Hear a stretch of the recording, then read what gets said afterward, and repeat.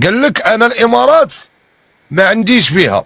قال لك هو كان تيدير العقارات في الامارات. هل يعقل ان واحد طايح من البارح اليوم ويجي يقول لك انا كنت ندير العقارات، كنت ندير بزاف د الحوايج؟ راك على من تكذب. نقول لك انا وفين انت كتعرف الامارات. انا كنت في الامارات، سمحوا لي اخوتي غنقص الهضره، ولكن انا هكذا داير ورقه بيضاء. حاشاكم انا في الامارات، حاشاكم انا في الامارات جلست فيها عام وشهرين.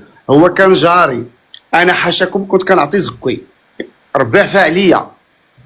انا عمري ما نخبي الماضي ديالي، عطيت زكي ولكن ما باتش بنات بلادي.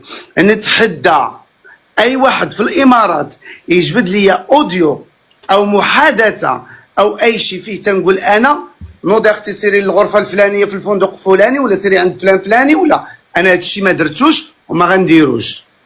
بدر تقدر تسمعنا كملي.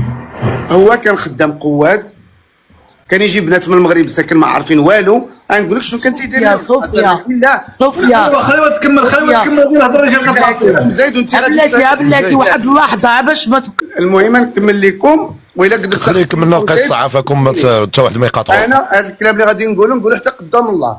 انا ما بات في البنات، ما بات في الدراري. هو كان في الامارات يمكن تيجيب البنات العروبيه مساكن اللي ما عارفين والو، ما يجيبش وحده اللي قافزه، لا كيجيب وحده من العروبيه مسكينه تيقول لها عندك